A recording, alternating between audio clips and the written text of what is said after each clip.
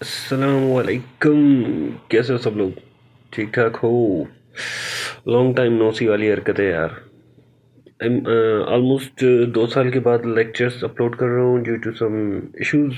Continue नहीं कर पा रहा था। सो आज हम इसको कंटिन्यू करते हैं। अगर आप लोगों फॉलो करते आ रहे हो तो लास्ट टाइम जो हमने पढ़ा था टेबल ऑफ कंटेंट और फुटनोट को पढ़ा था। ठीक है, आई होप कि वहाँ तक आपका कॉन्सेप्ट क्लियर होगा। और अगर कोई फर्स्ट टाइम मेरे लेक्चर्स देख रहा है तो काइंडली लास्ट लेक्चर्स को देख लीजिएगा। उसमें आपके बहुत सारे कॉन्सेप्ट्स क्लियर हो जाएंगे, बहुत सारे सवाल आपके क्लियर हो जाएंगे। आज हम पढ़ेंगे इंसर्ट साइटेशन, मतलब आगे कंटिन्यू करेंगे। सो इंसर्ट साइटेशन यहाँ पे मौजूद है। इसका काम क्या होता है या काम किस तरीके से करता है? सपोज के लिए हम कोई कुछ राइटर्स होते हैं जो बुक लिखते हैं, तो वो मोस्टली इसी का इस्तेमाल करते हैं। वजह क्या है कि इंसर्ट साइटेशन में आते हैं, यहाँ पे हम क्लिक करते हैं ऐड न्यू सोर्स। सो यहाँ पे हम आ गए। अब देखें यहाँ पे क्या हो रहा है, टाइप ऑफ सोर्स आ रही है, मतलब आपको किस तरह की सोर्स चाहिए। Book, book section, general article और पीरियडिकल, कॉन्फ्रेंस प्रोसीडिंग वगैरह वगैरह वगैरह वगैरह, वही चीज़ें होती है सारी। खैर, तो हम फिलहाल सेलेक्ट करते हैं बुक को। ठीक है, आप कोई और भी सेलेक्ट करना कर सकते हो अगर करना चाहो तो। बुक में हम यूज़ करते हैं ऑथर। अब ऑथर क्या होता है, जिसमें सॉरी ऑथर जो बुक को राइट करता है, जो राइटर होता है। तो यहाँ पे मैं ऑथर रख देता हूँ सपोज के लिए हवाली। ठीक है, क्योंकि इससे बेहतर नाम मेरे दिमाग में आ नहीं रहा है सर। तो हम इस वक्त क्या कर रहे हैं, हवाली को यूज़ कर रहे हैं, क्योंकि हवाली बहुत है आजकल। हाँ, अगर हवाली के साथ कोई और बंदा हो, जैसे महा हवाली हो गया, छोटा हवाली, या मतलब एनीथिंग, नाम आप कोई भी रख सकते हो। यहाँ पे सिर्फ मैं आपको कॉन्सेप्ट क्लियर कर रहा हूँ, ठीक है ना? सो सीरियस मत लेना। ऑथर को हमने रख दिया हवाली, और फिर रखते हैं टाइटल, आपकी बुक का नाम। टाइटल तो हवाली है तो जाहिर सी बात है उसके हवाली होंगे, तो हमने क्या रख दिया, हवाल। ईयर हमने रख दिया 2023। सिटी रख दिया हमने कौन सा सिटी रखें, कराची मोस्टली लोगों को पसंद होता है, चलो कराची रख देते हैं। फिर आते हैं पब्लिशर पे। पब्लिशर से मुराद ये होता है कि उसको कौन सी कंपनी जो है वो मतलब पब्लिश करेगी। लाइक हमारे यहाँ ऑक्सफर्ड, आफाक, इसी तरह की कुछ होती हैं। तो यहाँ पे हम रख देते हैं ऑक्सफोर्ड। बहुत हेवी नाम है, यूज़ करने में क्या जाता है। सो हमने कर दिया ऑक्सफोर्ड और कर दिया ओके। सो अब यहाँ पे देखो, हवाली 2023। अब हवाली क्या था, ऑथर का नाम, जो राइटर था, और साल कौन सा, तो 2023। तो ये चीज़ें हमें यहाँ पे शो हो रही हैं। अब यहाँ पे मैं लिखता हूँ रैंडम, वही बाबा जी वाला फार्मूला, ये लिख लिया। अब अगर मैं यहाँ पे चाहता हूँ कि मेरा जो पेज है जो मैंने राइट किया है एज अ ऑथर, वहाँ कहीं मेरी इन्फॉर्मेशन भी हो, छोटी सी, थोड़ी सी, लाइक किसी को पता लगे कि ये लिखा किसने है। सो जहाँ आप चाहते हो वहाँ आप इंटर कर दो, या पहले कंटिन्यू कर दो। बिब्लियोग्राफी पे आते हैं और यहाँ पे हम इसको क्लिक कर देते हैं। सो पेज चला गया नीचे, हम चलते हैं ऊपर, ये आ गया हवाली 2023, हवाल कराची, ऑक्सफोर्ड। तो इसमें क्या होता है, बिब्लियोग्राफी में जो ऑथर होता है उसकी एक सिंपल सी बायोडाटा आपके सामने आ जाती है कि भाई कौन था, और मतलब लाइक मैं अगर ऑथर हूँ तो मेरा एक डेटा यहाँ पे सामने आ सकता है। फिर इसी तरह यहाँ पे दूसरा ऑप्शन होता है हमारे पास मैनेज सोर्सेज का। मैनेज सोर्सेज से मुराद ये होता है कि अगर आपने बहुत सारी सोर्सेज यहाँ पे रखी हुई हैं, लाइक यहाँ पे सिर्फ मेरे पास दो हैं, एक कोई भी और दूसरा हवाली, तो इनमें से मैं जो चाहे ऐड कर सकता हूँ, जो चाहे डिलीट कर सकता हूँ। चाहे तो उनको कॉपी कर सकता हूँ, चाहे तो फिर कोई न्यू एंट्री कर सकता हूँ। एडिट भी है, आप एडिट करके वापस उसी सेक्शन में आ सकते हो जहाँ आपने सारी चीज़ें रखी थी, आप इनको चेंज कर सकते हो। तो फिलहाल मुझे ये नाम ज़्यादा पसंद आ रहा है, इसको मैं यहीं से कंटिन्यू कर लूँगा। ठीक है, तो आप लोगों के ऊपर है कि आप इसको एडिट करते हो, डिलीट करते हो, कॉपी करते हो या न्यू करते हो। ये था आपका साइटेशन का ऑप्शन। इसी तरह आपके पास होता है इंसर्ट कैप्शन। अच्छा, इंसर्ट कैप्शन में क्या होता है कि बहुत सारी जगहों पे हम इस तरह से करते हैं, लाइक पिक्चर्स के नेम रखते हैं, फिगर्स के नेम रखते हैं, इक्वेशंस के नेम्स रखते हैं। लाइक अगर आप कोई पेपर बना रहे हो तो उसमें आपको इक्वेशन रखनी होती है, इक्वेशन का नाम क्या होना चाहिए। इसी तरह कोई टेबल रख दी, कोई फिगर रख दिया, तो हम उसका इस्तेमाल यहाँ पे कर सकते हैं। कैसे, लाइक यहाँ पे देखें मैंने एक इमेज रखी है, आप चाहो तो टेक्स्ट के सेंटर में भी रख सकते हो, वो हमने टेक्स्ट रैपिंग में पढ़ा है कि टेक्स्ट के सेंटर में हम इमेज को किस तरह से लाते हैं। आपको पिछले जो हमारे वीडियोस थे, पिछले लेक्चर्स जो थे, उसमें आप ये चीज़ देख सकते हो। सो यहाँ पे मैंने एक पिक्चर को सेलेक्ट किया है, इंसर्ट कैप्शन पे क्लिक करता हूँ। यहाँ पे देखो फिगर लिखा आ रहा है, मैंने यहाँ पे लिख दिया नाइस व्यू। ठीक है, एनीथिंग, आप नाम तो कुछ भी रख सकते हो, तो मैंने यहाँ पे सिर्फ क्या रखा है, नाइस व्यू। फिर यहाँ पे देखो आपके पास 3 चीज़ें आ रही हैं, इक्वेशन, फिगर और टेबल। सो मैंने फिगर पे ही क्लिक करूँगा। पोजीशन क्या होनी चाहिए, मतलब जो आपकी इमेज है उससे ऊपर आना चाहिए नेम, या उसके बिलो आना चाहिए, अबव और बिलो।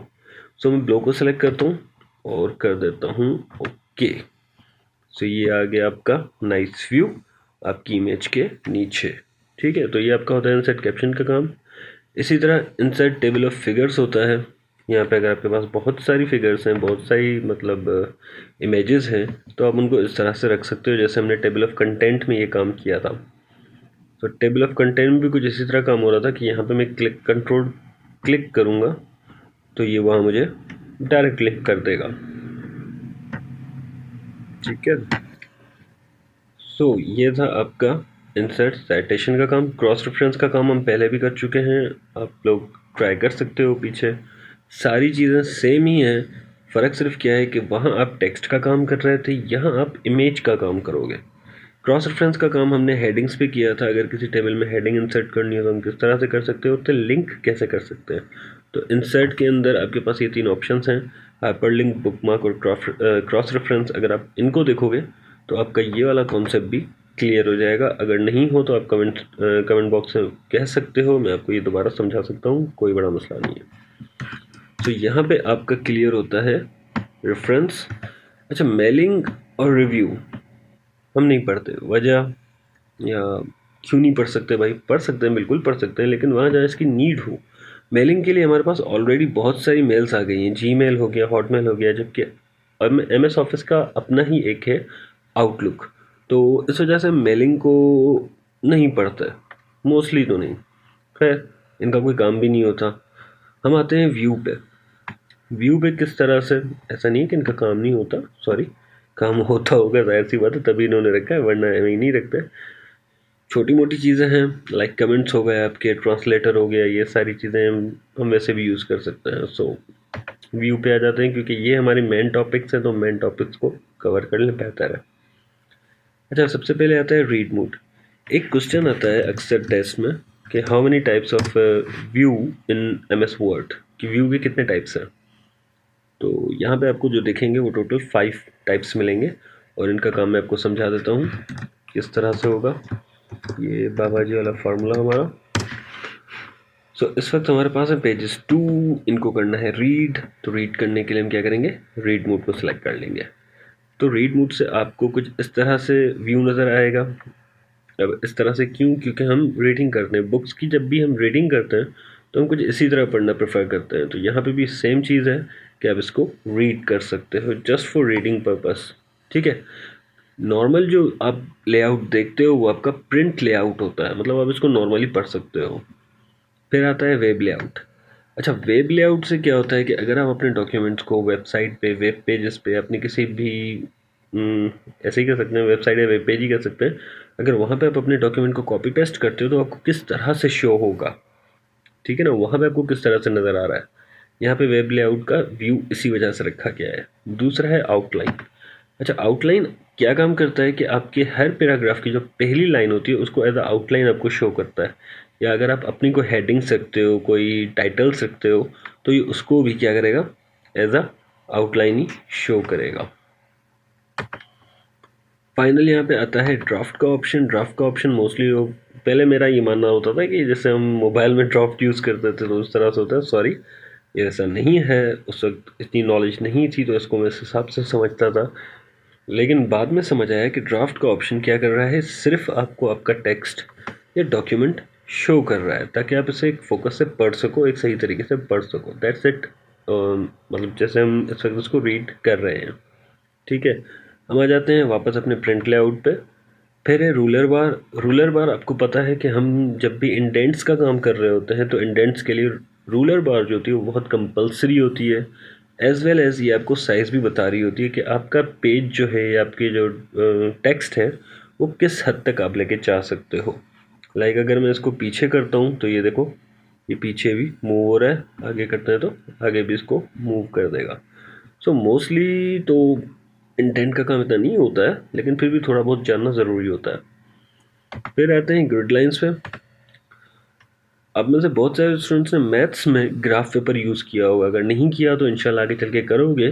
सो ग्राफ पेपर का काम क्या होता है कि आपकी जो एक इमेजेस होती हैं, जो आप शेप्स बनाते हो, लाइक रेक्टेंगल्स हो गए, स्क्वायर्स हो गए और सर्कल्स हो गए, तो उनको हम ग्राफ पेपर में ज़्यादा ड्रॉ करते हैं क्योंकि वहाँ पे ज़्यादा अच्छा लगता है। लाइक पिक्सेल्स के तौर पे कह सकते हो कि वहाँ पे आपको एक चीज़ जो है आप सही तरीके से ड्रॉ कर सकते हो, वो इस ग्राफ पेपर से बाहर नहीं जाती, तो वो ज़्यादा अच्छी लगती है। सेम एज इट इज़ यहाँ पे ग्रिड लाइंस का काम हो रहा है कि आपने कोई भी टेक्स्ट रखा और वो देखो एक ग्राफ पेपर के अंदर तक ही महदूद है, उससे बाहर नहीं जा रहा है। अगर इससे बाहर जाता तो कुछ इश्यूज होते हैं, लेकिन क्या है कि वो सारे ग्रिड लाइंस के अंदर होते हैं। इसी तरह आपकी इमेजेस भी होती हैं। देन है हमारे पास नेविगेशन पेन।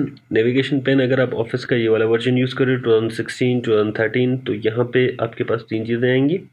हम रिजल्ट्स पे भी नहीं जाएंगे, हम हेडिंग्स पे भी नहीं जाएंगे, हम किस पे जाएंगे, पेजेस पे जाएंगे। तो इसमें क्या होता है, अच्छा, ऑफिस 2007 में थंबनेल मैप्स होता है और एक होता है डॉक्यूमेंट मैप। नहीं, एक थंबनेल्स होता है, एक डॉक्यूमेंट मैप होता है, मुझे जहाँ तक याद है। तो डॉक्यूमेंट मैप और थंबनेल्स में भी कुछ इसी तरह से काम हो रहा होता है। डॉक्यूमेंट मैप में आपको इसी तरह डॉक्यूमेंट्स शो कर रहा होता है, जबकि थंबनेल्स में नहीं, सॉरी उल्टा बोल गया। थंबनेल्स में आपको ये इस तरह से शो कर रहा होता है, जबकि डॉक्यूमेंट मैप में क्या होता है कि आप उनकी जो हेडिंग्स रखते हो वो हेडिंग्स आपको यहाँ पे शो कर रहा होता है, ताकि आप हेडिंग पे क्लिक करके डायरेक्ट वहाँ पे जा सको। जबकि आपके थंबनेल्स में क्या होता है कि इसी तरह के पेजेस होते हैं, आप पेजेस पे क्लिक करो डायरेक्ट वहाँ जंप कर जाओगे। सॉरी यार, अगर कन्फ्यूजन हो रही हो मुझे तो आप लोग क्लियर कर देना काइंडली, थैंक यू। फाइनल आते हैं हम किस पे, जूम पे। फाइनल तो नहीं है, खैर आगे ऑप्शन हैं, फाइनली कहने वाला था, खैर सॉरी, कंटिन्यू करते हैं। सो जूम इन करने का ऑप्शन आपके पास यहाँ पे भी मौजूद है। आप यहाँ से भी जूम कर सकते हो, जितना अपने टेक्स्ट को चाहो जूम करना कर सकते हो। और अगर मैं इस पर क्लिक करता हूँ तो मेरे पास यहाँ पे भी ऑप्शंस हैं कि मैं जूम कितना करना चाहता हूँ, जूम इन कितना करना चाहता हूँ, 200, 175 page with text with whole page, many pages. So फिलहाल हम कर देते हैं सिंपल 100 पे और कर देते हैं ओके। सो हम किस पे आ गए अभी, 100% पे, या फिर इसको मैं कर देता हूँ फिलहाल के लिए 200 पे। बताता हूँ क्यों कर रहा हूँ। यहाँ पे फिर आते हैं 100% पे क्लिक करना है। इस पर जैसे ही क्लिक करूँगा वापस वहीं पे आ गए। सो ये जूम इन के ऑप्शन आपके पास यहाँ पे भी मौजूद होते हैं, ये वाले। यहाँ पे रीड मोड भी है और आपका प्रिंट लेआउट है, वेब लेआउट है, ये ऑप्शंस यहाँ पे भी मौजूद होते हैं। समटाइम कुछ लोग कंफ्यूज करने के लिए पूछ लेते हैं, कंफ्यूज करने के लिए। अच्छा, one page, multiple pages, page width, ये क्या चीज़ है। अगर मैं मल्टीपल पेजेस पे क्लिक करता हूँ तो ये आपके आ गए मल्टीपल पेजेस, मतलब 2 से ज़्यादा पेजेस होंगे, 2 से मतलब 6, 8, 10, एनीथिंग। वन पेज पे क्या होगा, आप नॉर्मली वन पेज को देख सकते हो एक नॉर्मल व्यू में। पेज विड्थ में हम इसकी डिटेल्स में आ जाएंगे, मतलब पेज की जो चौड़ाई और लंबाई होगी वो बेहतर हो जाएगी या जूम इन हो जाएगी। लंबाई और चौड़ाई बेहतर कहाँ होती है यार, सॉरी, ये जूम इन हो जाता है, ठीक है। फिर आते हैं न्यू विंडो पे। अगर डॉक्यूमेंट वन आपको शो हो रहा है इस वक्त, हम न्यू विंडो करेंगे तो यहाँ पे क्या हो गया, डॉक्यूमेंट 1.2 और ये हो गया डॉक्यूमेंट 1.1। लाइक हम एक्सरसाइज देखते हैं, एक्सरसाइज 1.1, 1.2, 1.3, इसी तरह यहाँ पे डॉक्यूमेंट 1.1 हो सकता है, 1.2 हो सकता है, 1.3 हो सकता है। जितने आपके डॉक्यूमेंट्स एक से ही कनेक्टेड चाहिए। अब एक से कनेक्टेड मैंने क्यों कहा, इसकी वजह ये है कि यहाँ पे अरेंज ऑल का ऑप्शन है। मैंने अरेंज ऑल पे क्लिक किया और हम इन पेजेस के बिल्कुल शुरू में चलते हैं। मैं यहाँ पे आ गया, बिल्कुल वीडियो पे वी से पहले हमने क्लिक कर दिया, ठीक है। सेम काम हम यहाँ पे भी कर देते हैं। अब यहाँ पे मैं लिखता हूँ हेलो हाउ आर यू, और ये क्वेश्चन मार्क दे दिया और इंटर कर दिया। अब ज़रा गौर करें, मैंने काम कौन से पेज पे किया, कौन से डॉक्यूमेंट पे किया, 1.1 पे, जबकि वो अप्लाई कहाँ हो रहा है, 1.2 पे। सो ये मल्टीपल कॉपीज़ के लिए काम आ सकता है अगर हम चाहें तो। वैसे कॉपी पेस्ट कर सकते हैं, लेकिन यहाँ पे आप मल्टीपल डॉक्यूमेंट्स भी एक साथ काम कर सकते हो। सो ये आपके ऊपर है कि आप किस तरह से काम करते हो। फिर आते हैं स्प्लिट पे। स्प्लिट क्या कर देगा, स्प्लिट आपके एक ही डॉक्यूमेंट को दो हिस्सों में डिवाइड कर देगा। किस तरह से, देखो यहाँ पे हेलो हाउ आर यू लिखा है, इसको हम ऊपर लेके जाते हैं यहाँ से, ये हेलो हाउ आर यू आ गया। मतलब एक ही डॉक्यूमेंट को दो हिस्सों में तकसीम कर दिया, डिवाइड कर दिया। आपको जिस तरह से चाहे, यहाँ पे भी वही काम है कि मैं यहाँ पे कुछ भी एंट्री करूँगा, लाइक मैं यहाँ कुछ भी एंटर कर रहा हूँ, तो कॉपी पेस्ट हो रहा है। सेम वही काम है। वैसे इसकी ज़रूरत होती है, मैंने नहीं किया, आप लोग भी देख लेना। अच्छा, व्यू साइड बाय साइड क्या है, 1.1 और 1.2 दोनों आमने सामने आ जाएंगे। मतलब आप दोनों को देख सकते हो और देखकर काम कर सकते हो कि यहाँ पे भी काम हो रहा है, यहाँ पे भी काम हो रहा है। इसको मैं वापस यहाँ पे ओरिजिनल पोजीशन में ले आऊँगा और जैसे ही रिसेट विंडो पोजीशन करूँगा, वापस वहीं पे आ गया। स्विच विंडोज़ का जो ऑप्शन होता है वो आप यहाँ से इस्तेमाल कर सकते हो, लाइक 1.2 आ गए। फिर व्यूज़ में आते हैं और इसको कर देते हैं 1.1। सो आपको जिस डॉक्यूमेंट पे यहाँ से स्विच होना है, जिस विंडो पे स्विच होना है, आप यहाँ से भी स्विच हो सकते हो। फाइनली आ जाते हैं, अब फाइनली है, ठीक है ना। वो अब आते हैं यहाँ पे मैक्रोस में। अच्छा, मैक्रोस क्या करता है, मैक्रोस आपकी रिकॉर्डिंग करता है। रिकॉर्डिंग किस तरीके से, इस पर क्लिक करते हैं और रिकॉर्ड मैक्रो करते हैं। रिकॉर्ड मैक्रो करने के बाद यहाँ पे मैं लिख देता हूँ मैक्रोनी, जो पसंद तो नहीं है लेकिन नाम रखने में क्या जाता है भाई। सो मैंने यहाँ पे मैक्रोनी रखा और मैक्रोनी रखने के बाद मैंने कर दिया ओके। अगर आप लोग गौर करो तो यहाँ पे पॉइंटर के नीचे एक टेप रिकॉर्डर बना हुआ आ रहा है। लाइक पहले हम कैसेट्स वगैरह चलाते थे ना, छोटी छोटी थी, इतनी भी छोटी नहीं थी, मतलब सही थी। सॉरी, टॉपिक से भटक रहे हैं, वापस आ जाते हैं। पॉइंटर के नीचे आपका एक सिंपल सा कैसेट आ रहा है, मतलब आपकी रिकॉर्डिंग स्टार्ट हो गई है। अब आप यहाँ पे जो भी लिख दोगे, यहाँ पे मैं लिखता जा रहा हूँ, ये लिखा लिखा लिखा कुछ भी लिख सकते हैं। यहाँ पे मैंने लिख दिया कुछ भी, ठीक है।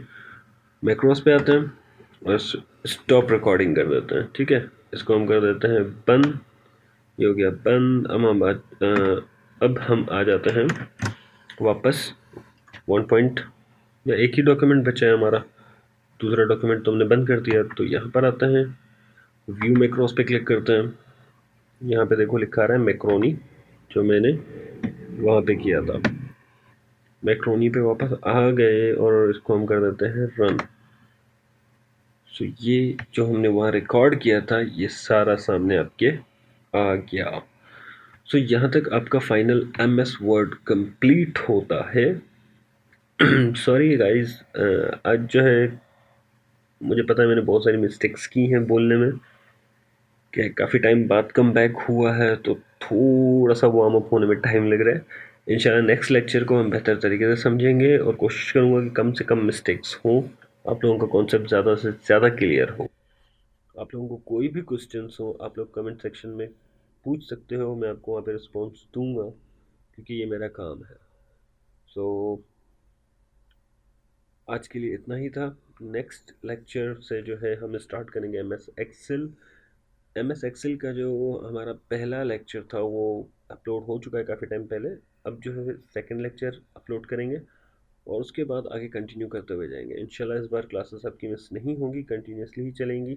आप लोगों से रिक्वेस्ट है कि इस चैनल को लाइक, शेयर और सब्सक्राइब ज़रूर कीजिएगा, क्योंकि आगे समझने के लिए बहुत कुछ है।